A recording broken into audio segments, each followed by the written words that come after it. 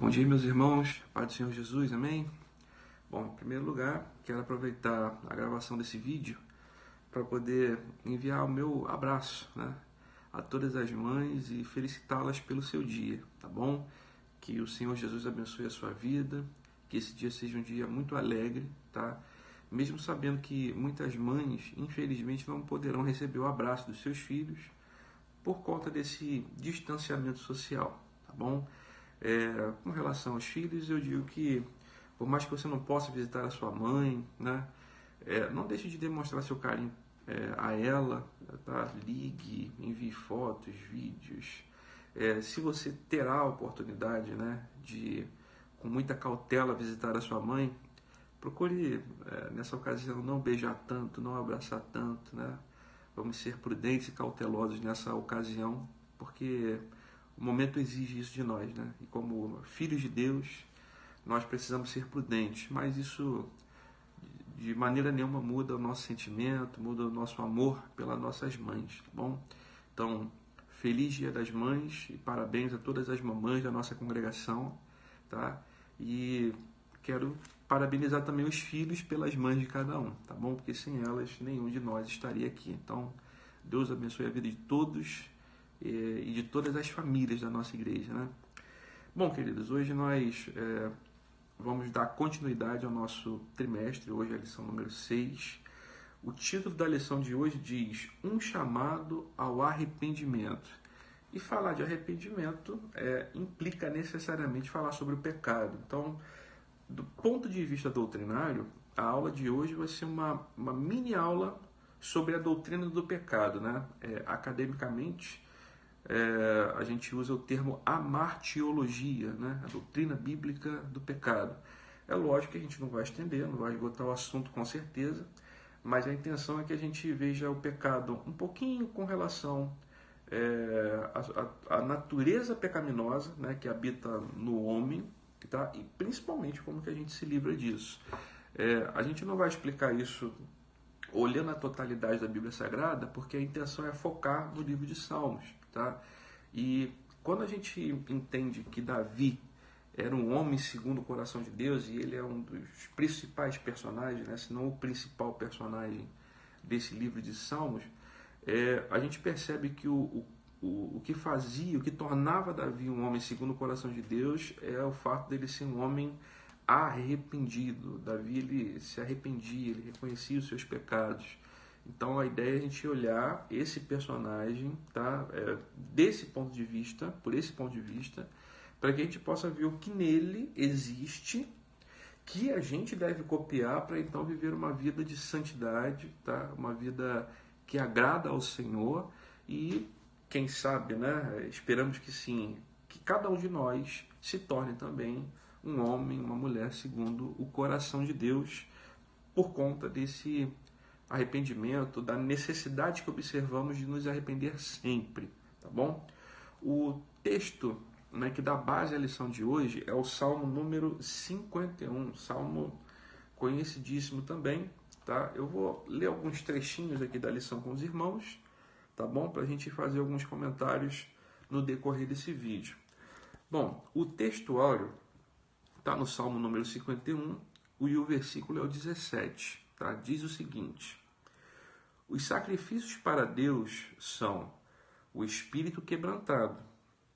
A um coração quebrantado e contrito não desprezarás, ó Deus. Tá? Esse mesmo versículo aqui, na minha versão, Almeida século XXI, está escrito da seguinte forma. Eu acho um pouquinho mais claro. Sacrifício aceitável para Deus é o espírito quebrantado. Tu não desprezarás um coração quebrantado e arrependido. Então, quem quer agradar a Deus, está aqui o segredo. Quem quer se aproximar do Senhor, que o faça com um coração quebrantado e arrependido. Então, o arrependimento, irmãos, ele é um caminho para comunhão com o Senhor, tá? Então, não adianta você usar de metodologias que sejam muito diferentes dessas aqui, não, tá? A Bíblia, ela não mudou, Deus, ele não mudou, E quem deseja agradá-lo precisa fazer conforme a recomendação das Sagradas Escrituras, tá? Então é coração quebrantado, contrito e arrependido, tá bom? Dessa forma nós encontramos o salmista no Salmo 91. Passando para a verdade aplicada, olha só o que o autor da lição, o pastor Adriel, está trazendo para a gente a respeito do caminho para o arrependimento. Escute bem. O caminho da restauração espiritual passa pelo reconhecimento do pecado e, consequentemente, confissão e arrependimento. Veja bem, olha só. Para que você se aproxime de Deus e você passe por esse processo de renovação, restauração espiritual, 3 coisas são necessárias. Em primeiro lugar, reconhecer. Em segundo lugar, confessar. Em terceiro lugar, se arrepender. Então, reconhecer, confessar e se arrepender. E o que é reconhecer, Rodrigo? Reconhecer nada mais é do que você admitir. Você tem que admitir aquilo que você faz. E a admissão ela é engraçada porque ela só vai acontecer de fato quando você esgotar todas as possibilidades de desculpa que você puder dar. Sabe, quando a pessoa comete algo que até ela sabe que é errado, não é aquele tipo de pecado, de erro que você cometeu sem querer, e você sabe que errou, mas a sua primeira iniciativa é tentar ficar justificando os seus erros. O ser humano, por causa do seu egoísmo, ele é de difícil admissão. Ele não reconhece os seus erros com muita facilidade, tá? Haja visto aquilo que aconteceu lá em Gênesis 3, quando Adão e Eva pecaram, né? Deus ele veio dialogar ali com Adão, com Eva, com o primeiro casal, e a primeira atitude de Adão é: Senhor, é a mulher que tu me deste, ó, tem uma culpada aqui, eu não pequei sozinho, eu pequei por causa dela, eu errei por causa dela. Eva, eu errei por causa da serpente. E assim sucessivamente. Nós temos tido ao longo da nossa história, ao longo da nossa trajetória, nossa vida, essa primeira, né, atitude de ficar sempre não reconhecendo, não admitindo, dando desculpas, né? Tentando maquiar os nossos erros, arrumando alguma coisa que justifique aquilo que fizemos de errado para com Deus. Deus não é bobo. Deus ele não é um adolescente, não é uma criança. Ele entende perfeitamente e nos conhece mais do que nós mesmos. Ele sabe que a gente está tentando, sabe, dar ali uma palavra para tentar enganá-lo, mas é impossível, é impossível. A gente não vai conseguir passar a perna em Deus e muito menos, sabe, mentir para Ele ou justificar o injustificável. Isso é impossível. Bom, reconhecer é preciso. Mas, em segundo lugar, a gente também precisa confessar. Isso aqui é muito importante. O que é a confissão, Rodrigo? A confissão é o ato de você verbalizar o seu erro. Tá? Você precisa dizer, com todas as palavras, aquilo que foi feito. A admissão real é quando você conta em detalhes aquilo que você fez de errado. Porque você sabe que você fez de errado. Né? E a confissão, ela exige, né, que o erro ele seja pronunciado. Eu aprendi uma coisa com um pastor muito sábio da Igreja Batista Memorial em Caxambi, lá no Rio de Janeiro, pastor Edson Luiz, um homem muito sábio. E ele dizia o seguinte, que quando você vai pedir perdão pelo seu pecado, não adianta você se arrepender assim por atacado, tem que ser no varejo, né? Porque o sujeito, nós, quando pecamos, a gente peca no varejo. Eu cometo um pecado, eu cometo outro pecado. Aí qual é a nossa atitude quando a gente vai orar e pedir perdão para Deus? A gente dobra o nosso joelho ali no pé da nossa cama e a gente fala: Senhor, perdoa todos os meus pecados. E a gente não verbaliza. E o pecado que alcança perdão e misericórdia precisa ser o pecado confessado. Né? Eu quero chamar a sua atenção ali para o livro de Josué, no capítulo 7, versículo 19 até o 22. Olha só o que aconteceu. Essa é a passagem muito conhecida sobre o pecado de Acã. Vamos lá. Versículo 19 ao 22. Então Josué, Então Josué disse a Acã: Filho meu, dá glória ao Senhor, Deus de Israel, confessando perante ele. Declara-me agora o que fizestes. Não esconda de mim. Acã respondeu a Josué: Na verdade, pequei contra o Senhor, Deus de Israel. Foi isto o que fiz. Quando vi entre os despojos uma boa capa babilônica, 200 ciclos de prata, e uma barra de ouro do peso de 50 ciclos, eu os cobicei e os tomei. Estão escondidos na terra, no meio da minha tenda, e a prata está debaixo da capa. Então Josué enviou mensageiros que foram correndo à tenda, e tudo estava escondido na sua tenda e a prata debaixo da sua capa. O que Josué exigiu aqui para Acã? Acã, confessa, me diz, verbaliza, põe para fora o teu erro. Irmãos, por mais constrangedor que seja, existe a necessidade de que o pecado, para ser perdoado, ele tem que anteriormente ser confessado. Então nós temos que dizer para Deus, porque isso é libertador. Quando você diz o nome do pecado que você cometeu, quando você fala, né, quais os seus erros, quais as suas dificuldades, a tendência é que a partir daí comece a ficar mais fácil você vencer aquele mau desejo. Tá bom? Então, essa é uma recomendação da palavra de Deus. Diga a Deus o seu pecado. Quando a gente está falando de confissão aqui, irmãos, não é só aquela confissão auricular, né, tradicional entre os católicos. Não é isso. Não é você ir até ali o padre, o pastor. Não. A ideia é que você confesse a Deus os seus pecados, né? Que você diga a Ele, que você peça misericórdia ao Senhor.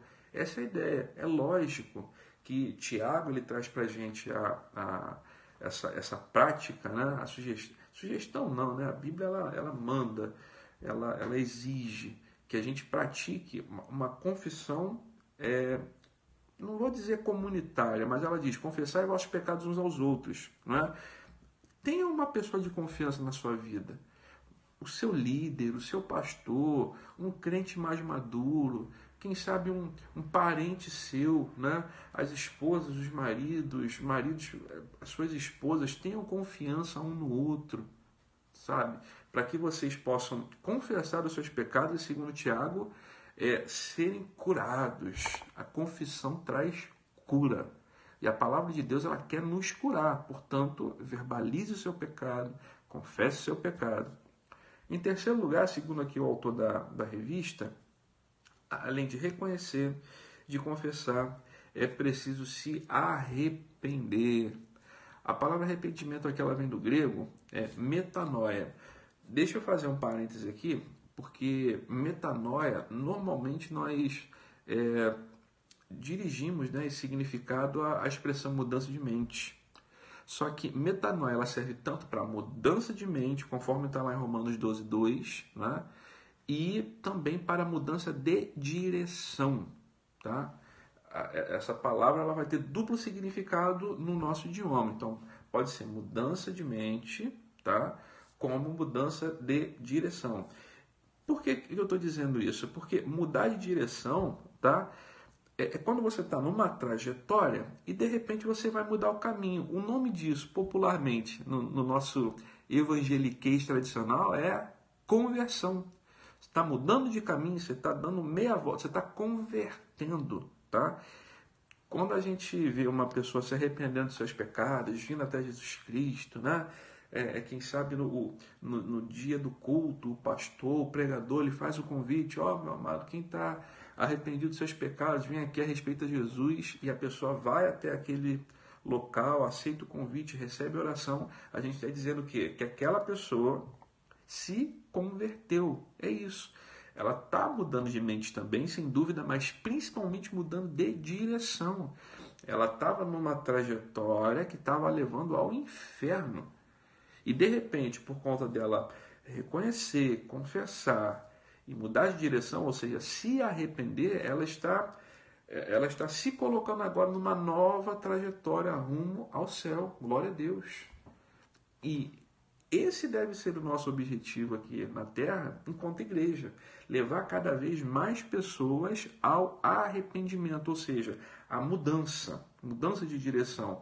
Porque, irmãos, veja bem, isso aqui que o pastor Adriel está colocando na verdade aplicada, ele é um tripé, tá? E você sabe que se você tem um banquinho com 3 pernas só, se uma quebra, quem está sentado vai cair. Então não adianta você cumprir 2 requisitos. Não adianta você cumprir um requisito. Tem que cumprir os 3. Você precisa reconhecer, você precisa confessar e se arrepender. Por quê? Porque, veja bem, se eu reconheço e confesso e não me arrependo, eu tô dizendo assim que eu reconheço meus erros somente no discurso. Entende?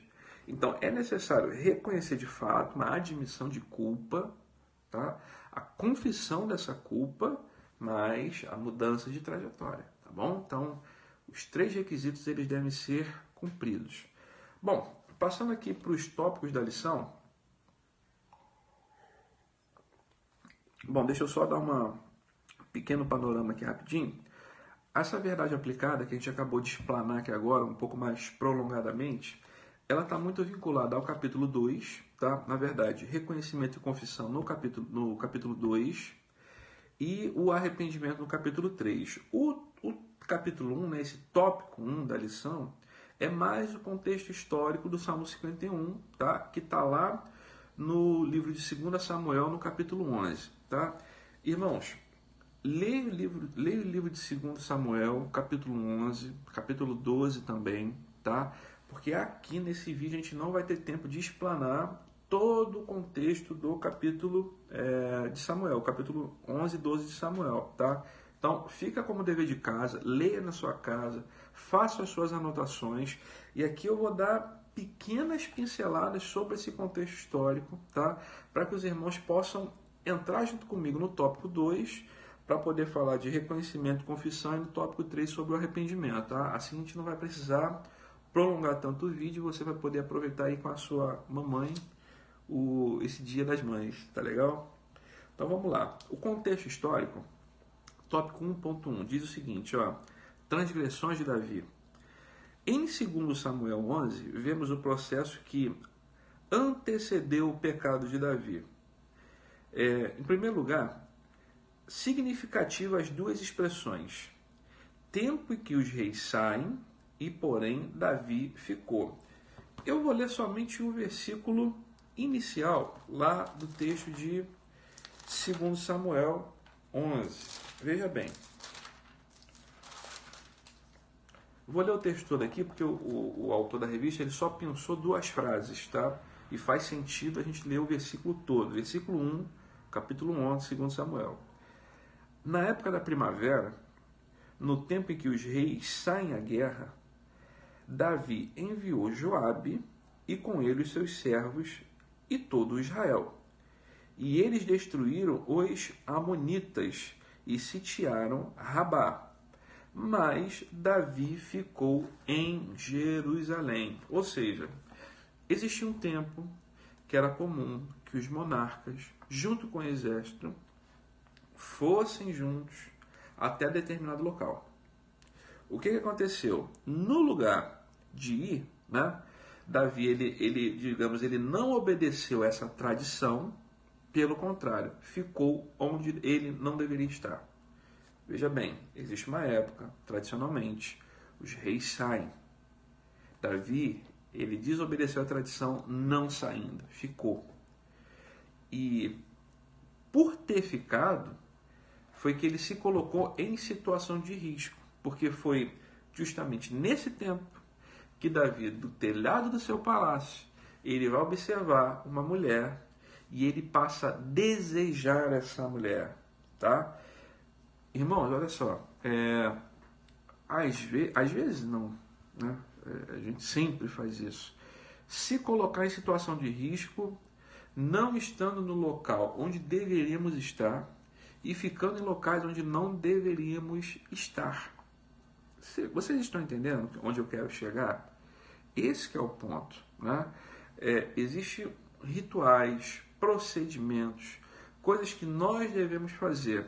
Quando nós nos colocamos fora do centro da vontade de Deus, do centro da direção de Deus, quando nós não fazemos o que deveríamos fazer na hora, no momento exato, a gente passa a estar, de certa maneira, em local de exposição a riscos. Riscos tanto físicos quanto espirituais também. Nesse caso, o que todo mundo pensa? O rei não está no palácio, é época dele sair fora. Quem sabe, né?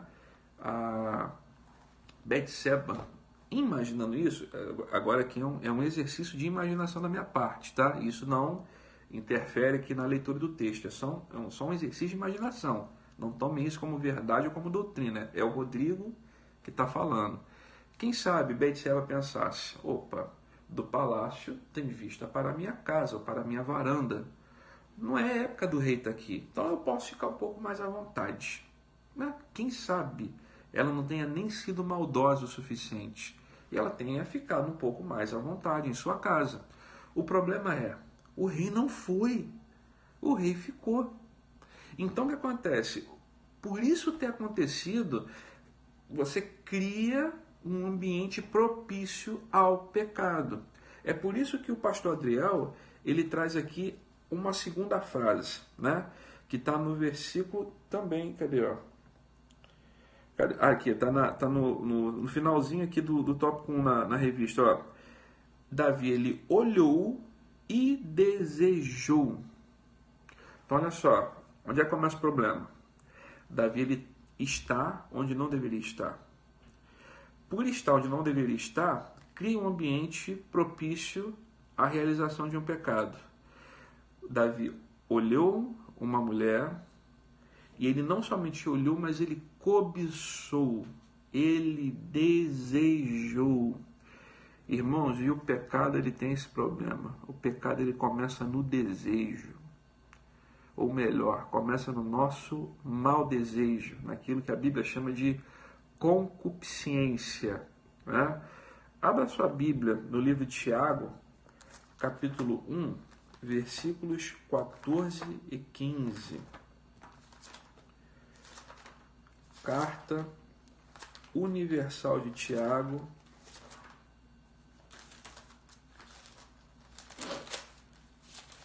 capítulo 1, versículos 14 e 15. Olha o que a palavra de Deus diz. Ó.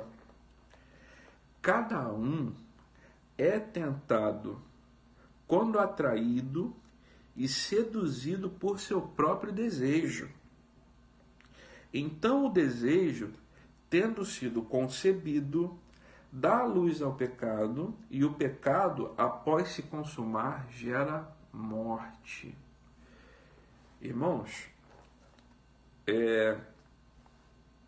quando a gente vai tratar de pecado, né, é muito fácil a gente tratar rigorosamente com o pecado como sendo aquilo que a gente faz de errado. Não. O pecado não é só aquilo que a gente faz de errado. O pecado é aquilo de errado que o meu coração deseja. De certa maneira, eu consigo até me controlar para não fazer. Mas ninguém consegue controlar para não desejar. Esse é o ponto. Esse é o grande perigo do pecado. O pecado ele mora aqui dentro. O mesmo autor da Bíblia vai dizer nesse Salmo 51 que em pecado ele foi concebido pela mãe dele. Ou seja, a natureza do homem, tá? Óbvio que eu estou falando aqui de um efeito que vem depois da queda de Adão. A natureza de todos os homens após a queda de Adão é pecar. O pecado faz parte da nossa existência. Esse que é o ponto. Então está todo mundo aqui com uma tendência ao pecado. Então o mau desejo, ele já habita em nós. Já habita. Isso aqui é algo normal da nossa carnalidade. É por isso que o apóstolo Paulo vai dizer aos Colossenses, despojai, né, do capítulo 2 de Colossenses, despojai da carne pecaminosa. O que é despojar? É desapegar. Desapeguem dos maus desejos. Mas isso não é fácil. Só é possível, meu irmão, minha irmã, você desapegar do seu mau desejo se a sua vida estiver diretamente controlada pela ação do Espírito Santo em você. Sabe? É o único, é a única forma, é o único remédio, é a única maneira de você se ver livre, ou pelo menos se ver na condição de você controlar esse ímpeto que mora dentro de você. Teve um teólogo na história chamado Pelágio, e o Pelágio ele era o tipo do teólogo que ele defendia, né, que era possível o homem zerar essa tendência pecaminosa, né? Ele negava esse aspecto do pecado original, né? Ele até admitia a existência do pecado original, mas ele acreditava que todos os homens, se eles praticassem a piedade, né, que à medida que eles fossem mais santos e exercitassem melhor a sua vida religiosa, que eles poderiam zerar e ter os seus corações 100% santos e puros. Então, essa tese de Pelágio foi levada para um Supremo Concílio da Igreja e fizeram para ele a seguinte pergunta: tá bom, Pelágio, você está dizendo que é possível o homem se tornar santo mediante a prática religiosa, né? Zerar aquela tendência do mal que está dentro de cada homem. Então me diz o seguinte: você conseguiu fazer isso? E Pelágio: não, eu não consegui. Não, eu sei que é possível, mas eu pelo menos eu não consegui. Aí o concílio falou: tudo bem, então deixa eu te perguntar outra coisa. Já que você não conseguiu, você conhece alguém que tenha conseguido, Pelágio? Não, também não conheço ninguém que tenha conseguido. Então, meus irmãos, teologicamente, tá? Tanto na academia quanto na prática, na vida cristã, tá? E pela Bíblia Sagrada, evidentemente, a gente vê que é impossível a religião, a lei, nos levarem para um lugar, tá, de prática onde a gente consiga chegar nessa santidade plena. Isso não é possível, tá? O pecado ele está em nós, exercendo influência. O máximo que nós podemos fazer é dominar o seu ímpeto baseado num poder que o Espírito Santo nos concede. Então, a gente não consegue frear o desejo, mas a gente consegue dizer não à prática, tá? Agora, quando o desejo vier, caia de joelho, ore mais, leia as Sagradas Escrituras, confesse suas tentações, para que esse desejo não te domine e te dominando você cometa o pecado e isso gere morte para você, tá bom? Então essa é a minha recomendação. Até acho que já estendi um pouco demais nesse ponto. Vamos dar uma adiantada e tópico 1.2 fala sobre o fruto do pecado, né? Eu vou ler aqui nas palavras que estão na revista, diz o seguinte: em decorrência do ato pecaminoso, Betseba engravidou, né? Um pouquinho mais à frente está dizendo: o fruto denunciaria o pecado e a pena de morte deveria ser aplicada a Davi e Betseba. Então veja bem, aqui o fruto do pecado deles, né, a evidência, né, quando a gente fala de fruto, a gente está falando de evidência, é a gravidez de Betseba. Então veja bem, Betseba engravidou. E agora, como é que você encobre um ato de adultério? Ela está grávida. Então Davi ele começa a tentar maquiar aquele problema, né, chamando Urias, faz uma festa, todo aquele contexto que os irmãos já sabem, que vocês vão ler na Bíblia de vocês, ou já conhecem a história, né? E Urias ele se recusa a deitar com a sua esposa, dizendo: não, meu povo está em guerra, o exército de Israel está em guerra, eu preciso estar lá, eu não posso estar aqui em casa me divertindo, tendo relações com a minha esposa, meus amigos lá, etc. Tá? Ou seja, o plano de Davi ele está sendo frustrado, tá? Mas o fruto está lá, aquela evidência do pecado existe, né? E o pecado, irmãos, ele assim como a bondade, né? Quando você pratica atos de bondade, você está semeando para o seu próprio futuro, né? O pecado, de certa maneira, ele também semeia algo para o futuro. Ele também deixa as suas sementes. E em algum momento da sua vida, você vai acabar colhendo no futuro algum resultado daquilo de mal que nós estamos plantando nos dias de hoje. Então, no caso de Davi, a semente dele, a semente do seu mal, a semente do seu pecado, está tipificada na gravidez de Betseba.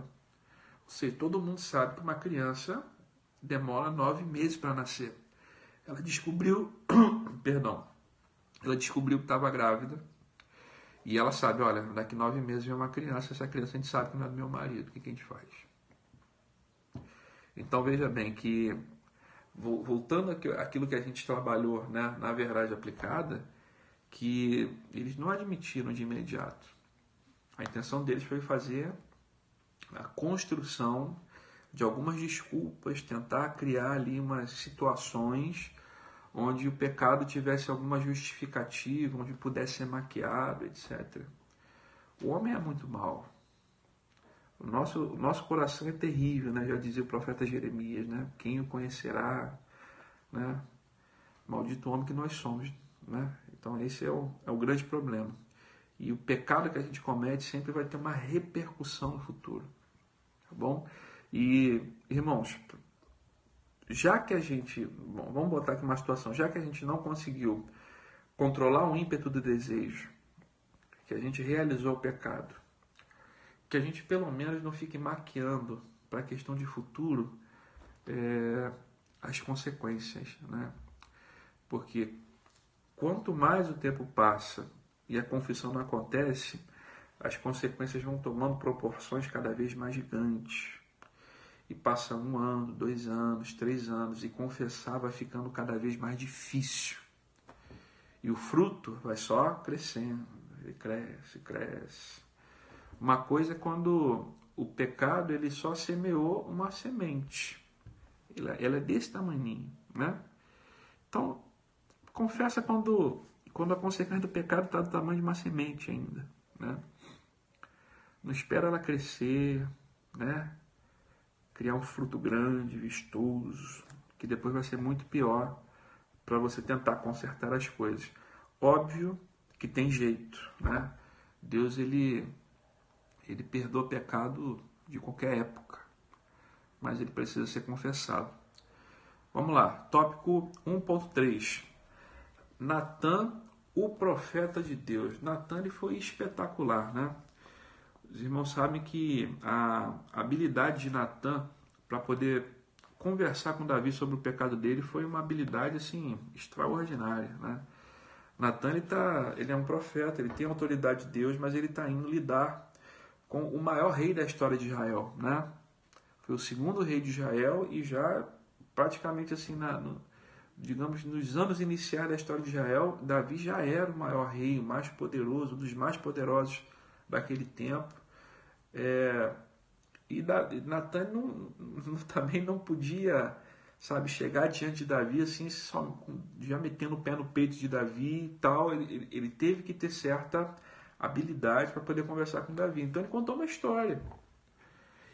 E essa história fez Davi ficar muito angustiado, né? Porque era uma história de uma tremenda injustiça. E Davi, por mais que tenha pecado, ele era um homem bom, assim como acontece conosco, né?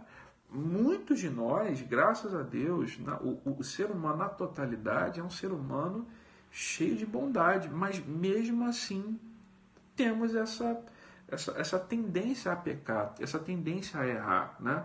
O erro está diante de nós todos os dias. E Davi, da mesma forma, ele era justo, ele era homem bom, ele era homem piedoso, mas pecou. Então veja que Natã, com muito respeito e muita habilidade, ele conta uma história de uma tremenda injustiça para que isso abale o coração de Davi. O que Davi não contava, que aquela história revelava, né, fazia a exposição do seu erro.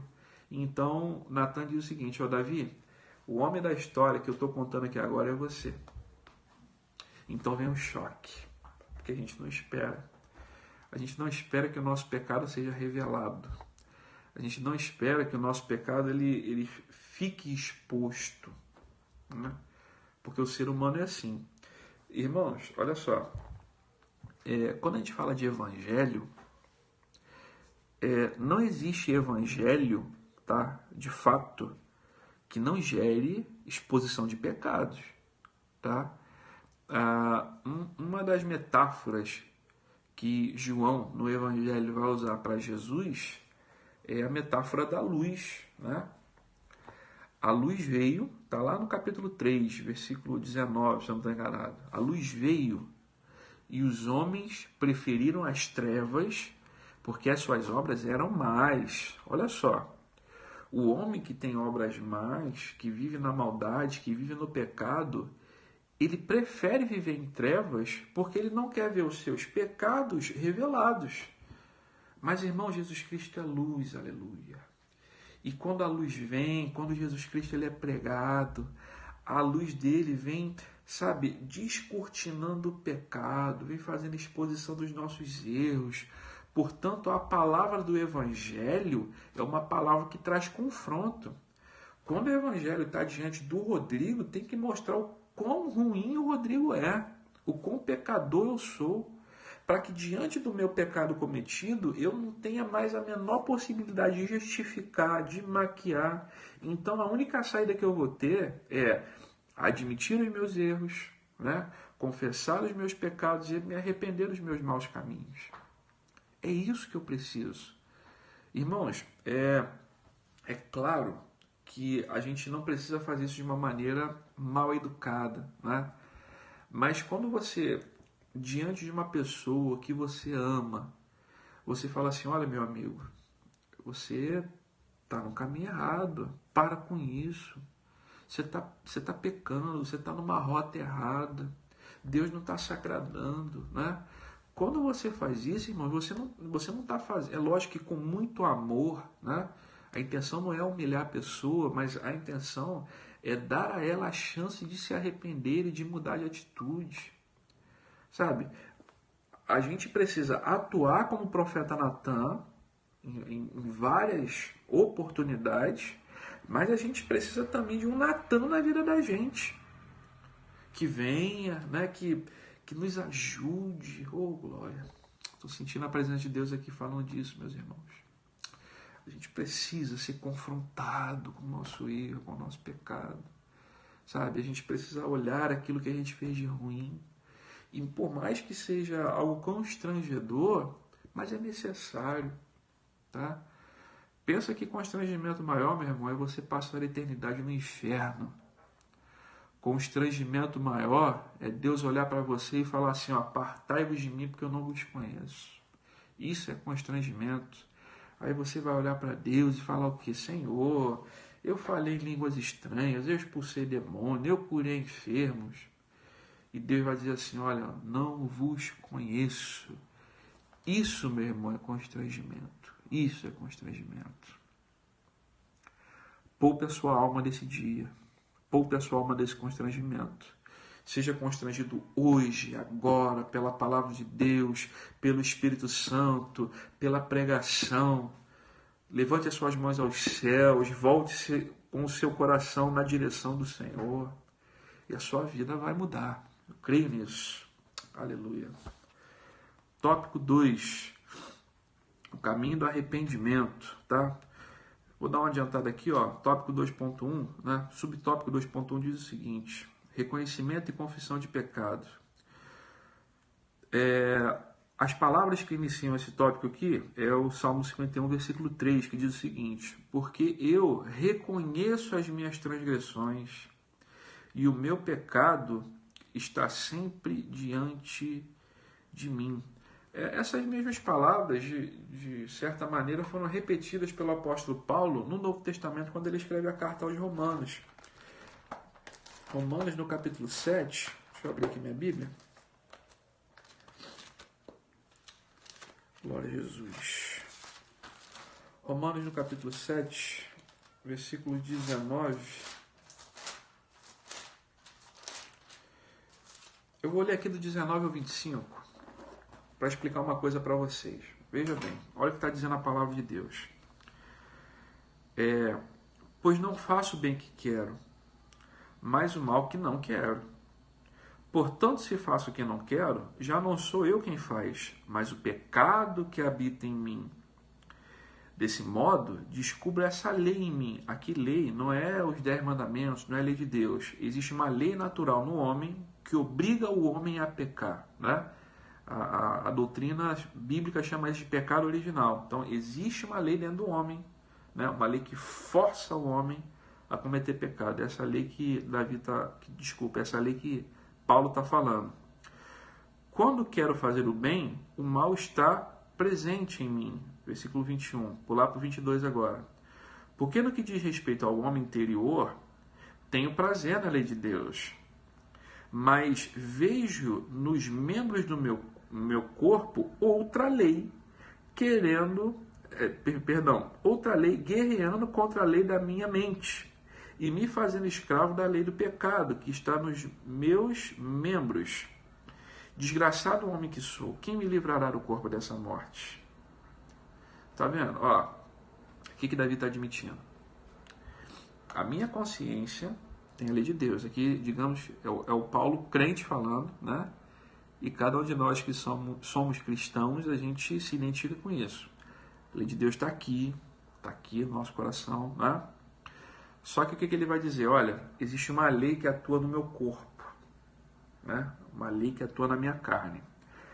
A palavra de Deus está aqui, mas na minha carne tem outra lei. E essa lei é uma lei que força o meu corpo a pecar, mesmo que a minha mente e o meu coração queiram fazer outra coisa. Então Paulo vai dizer o seguinte, olha, quem me livrará do corpo dessa morte, desse corpo que me leva a pecar? Morte aqui é a morte no sentido espiritual. Então assim, o que Paulo está dizendo é, quanto mais cedo eu me ver livre desse corpo que me afasta de Deus, que me leva para longe de Deus, melhor. Tem um texto da palavra de Deus, que eu não estou me recordando agora, que diz o seguinte, ó, se o teu olho te escandalizar, é melhor que eu arranque e jogue para fora. É melhor você entrar na vida vindoura sem um olho do que ter todo o seu corpo lançado no inferno. Se a sua mão te escandalizar, né? Cuidado, mãozinha, no que toca, né? Já cantam as crianças. Cuidado, o olhinho no que vê. Então, se a tua mão, se o teu olho, se os teus pés te escandalizarem, é melhor que arranque-os e jogue para fora do que ter todo o seu corpo queimando, né? Nas chamas do inferno. Olha só o que Paulo está corroborando com todo esse entendimento bíblico, né, de que o nosso corpo nos leva para um distanciamento de Deus. E nós não podemos ser dominados pela vontade da nossa carne, pelo desejo da nossa carne. Tá bom, meus irmãos? Então, de certa maneira, quando eu vejo muito Paulo tratar sobre isso aqui, né, eu volto a um tópico ou dois anteriormente, que nós estávamos falando sobre o desejo, tópico 1.1, o pecado ele não é um ato factual, o pecado não é o que eu cometo, não é só isso. Digamos que o que eu cometo é só a ponta do iceberg, porque o pecado ele é existencial, ele não é factual. O pecado tem a ver com a nossa origem, com a nossa existência, né? E nós precisamos que o Senhor nos preserve, né? Que o Senhor nos perdoe, mas que o Senhor nos preserve santos e puros, né? Isso, irmãos, é muito difícil. Talvez é o desafio, né, da nossa caminhada cristã, é a gente vencer essa luta contra a nossa carnalidade, essa luta contra o desejo do pecado, porque ele diariamente está aqui, ó, dentro de nós, né? Tentando nos levar para longe de Deus, mas eu me pego muito naquela palavra que Paulo escreve aos Filipenses, né? Que aquele que começou a boa obra em nós, ele é fiel para completá-la até o dia de Cristo Jesus. Então é nele que nós nos apegamos para não pecar. Glória a Deus. Vamos lá. Tópico 2.2. Confissão e pedido de perdão. Bom, a gente está falando de reconhecer, admitir e se arrepender, não é isso? Não, reconhecer, confessar e se arrepender. Bom, o tópico 2.2 falou sobre a confissão do pecado, né? Perdão, falou sobre reconhecimento e confissão do pecado, né? Então trabalhamos aqui os dois primeiros tópicos, né? Da verdade aplicada. Mas aqui no tópico 2.2, olha o que o Davi vai falar, ó. Se você olhar o Salmo 51, versículo 4, está escrito o seguinte: contra ti somente pequei, e fiz o que aos seus olhos parece mal. Tá? Junto aqui do tópico ponto 2, tem aqui uma nota muito interessante, que é uma citação do pastor Russell Shedd, né? Saudoso pastor Russell Shedd, dizendo o seguinte, ó, abre aspas: os pecados não confessados afastam o crente de Deus da mesma forma que o pecado prazeroso mantém o não cristão longe do Senhor, que poderia libertar. Então, irmãos, olha só, o pecado ele é uma força tão grande, tá, que a confissão é uma arma de libertação dessa prisão chamada pecado. Tanto é que, olha o que ele está dizendo, que até para um crente que comete pecado sem confessar, está no mesmo pé de igualdade que um não cristão que comete diariamente os seus pecados, né, de uma maneira prazerosa, de uma maneira até vaidosa. E olha só, tem um texto lá em Isaías 59 que diz o seguinte, ó, ele vale tanto para o ímpio, né, que é essa pessoa de pecado recorrente, quanto para os crentes até, que pecam e não confessam que pecaram. Isaías 59, 2. As vossas maldades fazem separação entre vós e o vosso Deus, e os vossos pecados esconderam o seu rosto, ou seja, o rosto de Deus de vós, de modo que Deus não vos ouve. Para quem peca e não confessa, Deus está de costas. Deus não ouve. Esse que é o ponto. Você pode orar 3 horas por dia. Se a sua oração, ou se o início da sua oração não for uma confissão de pecados, uma admissão, não tiver aquele sentimento de arrependimento, de mudança de direção, não valeu de nada. A nação de Israel passou muito tempo tentando alcançar a Deus pelo método, pela religiosidade, pela forma da adoração, pela estética, né? Mas não tinha arrependimento. Eles queriam adorar a Deus no templo, mas o coração deles também estava cheio de idolatria. Não adiantava. Eles queriam sacrificar os seus animais, fazer os seus rituais, mas eles estavam cheios de vaidade, né? O povo de Israel era assim, e isso representa muito hoje como que a igreja vive, né? Me perdoe, irmãos, eu não quero ofender ninguém, né? Denominação nenhuma, mas eu vejo a igreja atual hoje e eu vejo escrito em nós aquelas velhas atitudes da nação de Israel. Isso é tenso demais. A gente precisa se converter, né? A gente precisa mudar o nosso caminho, a gente precisa se arrepender diante de Deus. Vamos lá. O tópico 2.3 vai falar o seguinte, ó, o perdão não aniquila as consequências. O bojo aqui desse subtópico é falar que Deus ele exerceu o juízo dele sobre a vida de Davi, né? Quando você vai olhar lá também no texto de 2 Samuel, você vai ver que Deus ele disse que a espada não se apartaria da casa de Davi. Então, Davi ele passou por inúmeras vergonhas públicas, né? Deus ele preservou a vida de Davi, mas não lhe poupou de algumas vergonhas, né? Você vê que Davi, ele, em primeiro lugar, perdeu o filho, né? Com Betseba, o primeiro filho, tá certo? Depois veio Salomão, e Salomão, digamos que foi um grande presente de Deus para a vida de Davi, né? E também para a nação de Israel.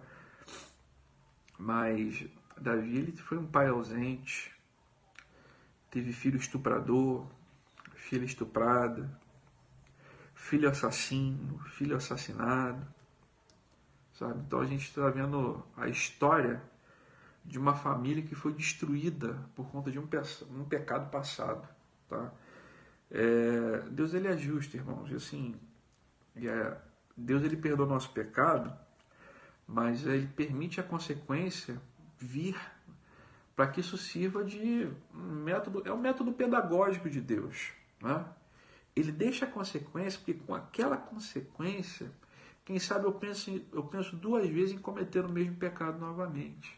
Tá? Deus ele é tremendo, ele é santo, ele é justo, ele é misericordioso, mas ele não poupa a nossa vida das consequências do pecado que a gente comete. Tá? Glórias a Deus por isso. O tópico 3, né? O tópico que encerra a lição, eu vou tentar resumir aqui nesses últimos minutos para os irmãos, vem falar sobre 3 pedidos de Davi, tá? Eu vou resumir bastante aqui, tá bom? O primeiro pedido de Davi é conhecer a sabedoria de Deus, né? Ele tem anseio por conhecer a sabedoria de Deus. Está lá no versículo 6. Deixa eu abrir aqui na Bíblia. Salmo 51, 6. Tu desejas que a verdade esteja no íntimo. No coração me ensinas a sabedoria. Davi está desejoso, né, de receber de Deus essa bênção de ter um coração sábio. E um coração sábio é um coração que se volta para Deus, né? Deus ele é a origem de toda a sabedoria, né? Provérbios no capítulo 3 vai dizer assim, né, através do conselho de Salomão: não seja sábio aos seus próprios olhos, tema antes a Deus. Então esse tem que ser o nosso desejo, né? A sabedoria verdadeira não é aquela que a gente encontra nos livros, né? Não é aquela que a gente encontra na sabedoria humana, não é aquela que a gente aprende na escola. Isso tudo é conhecimento.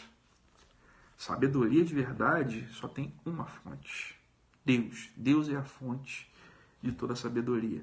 Então Davi está recorrendo à fonte correta. Segundo lugar, aqui no tópico 3.2, purifica-me com isopo, né? O isopo ele é um arbusto, né? uma plantinha que normalmente ela nascia entre as rochas, e essa planta ela era usada cerimonialmente para poder aspergir o sangue, né, do animal sacrificado nas pessoas, né? Tem uma referência também lá no texto do Antigo Testamento, na passagem do povo hebreu no Egito, né? Quando eles aspergiram com isopo o sangue do cordeiro no umbral das portas, para que o anjo da morte passasse e não levasse os primogênitos da casa dos hebreus. Então, é o sangue preservando a vida, né? Sangue é vida, né? E você vê o sangue do animal, do sacrificado, preservando a vida dos pecadores no Antigo Testamento, tá? Seja nas cerimônias, ou seja na passagem lá dos hebreus no Egito. E o interessante é que isso é profético, né? Porque o livro de Hebreus vai dizer que o sangue de Cristo é chamado de o sangue da aspersão. Ou seja, esse ato cerimonial de você banhar o isopo no sangue do sacrifício, né? No sangue do animal sacrificado, e aspergir sobre as pessoas, isso simbolizava a vida, né? Aliás, o sangue de Jesus Cristo sendo derramado sobre nós, sendo aspergido sobre nós, e esse sangue é o sangue que vai nos redimir. É o sangue que redime a nossa culpa, né? É o sangue que retira a nossa culpa, né? Redimir é retirar. Ele vai... Todo homem, né, que é pecador, evidentemente, vou usar aqui uma analogia de um grande tribunal de Deus, todos nós estamos aptos para sermos condenados, porque somos transgressores, somos, né, pecadores. Mas o sangue de Jesus Cristo retirou de cima de nós a nossa culpa, né? Então é o sangue de Jesus Cristo que nos concede vida, que nos concede a possibilidade de andarmos com Deus, né? Então, Davi está dizendo o seguinte: Senhor, do jeito que eu vivo, baseado naquilo que eu faço, baseado no meu mau desejo, eu sou um homem apto a ser condenado. Mas, Senhor, usa comigo de misericórdia e lava-me, banha-me, purifica-me com isopo, né? Ou seja, Senhor, derrama sobre mim o sangue que purifica o meu pecado, o sangue que me redime da culpa. É isso que Davi está falando, tá? É por isso que eu acho que esse Salmo 51, além de ser um salmo de confissão, de certa forma ele também é um salmo profético. Amém? Em último lugar, a alegria da salvação. Irmãos, a salvação ela vem com um pacote. E esse pacote, nesse pacote, aliás, tem o elemento da alegria. Por que eu estou dizendo isso? Pode ser, meus irmãos, que qualquer um de vocês, qualquer um de nós, né, esteja nesse momento vivendo uma vida um pouquinho mais triste, uma vida mais acanhada, né, uma vida um pouquinho sem sal, sem sabor, né? E Jesus Cristo ele veio para nos dar vida plena, vida em abundância. Então não faz sentido, meu irmão, você dizer que é salvo e viver uma vida triste. Talvez essa tristeza seja uma consciênciazinha, né? O próprio Espírito Santo ali, martelando dentro de você, olha, está faltando alguma coisa, né? Confessa, tem coisa no passado que ainda não foi resolvida, tem uma feridazinha aberta. Deus, irmãos, Ele quer dividir conosco essa alegria que excede todo entendimento. Então, meu irmão, eu desejo que sobre você, sobre sua vida, sua casa, esteja toda a alegria de Deus, esteja a alegria da salvação. Seja um crente em Cristo Jesus, mas seja um crente alegre, seja um crente vivo, um crente para cima.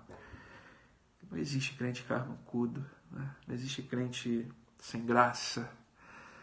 E a graça aqui eu quero usar essa expressão de duplo sentido. É graça no sentido da graça de Deus, do carisma de Deus, da presença do Espírito Santo, mas também é graça no sentido de, sabe, de vida alegre, né? Uma vida engraçada, cheia de graça.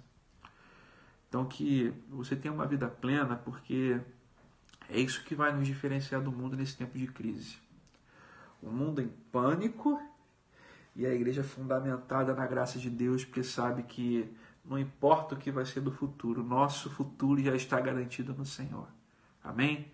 Que Deus te abençoe, que Deus te dê um excelente domingo, junto com a sua família, ou distante da sua família, dependendo das circunstâncias, mas de perto ou de longe, que você seja abençoado e que a sua família seja agraciada pela alegria de Deus nesse dia. Em nome de Jesus, fiquem todos com Cristo. Paz.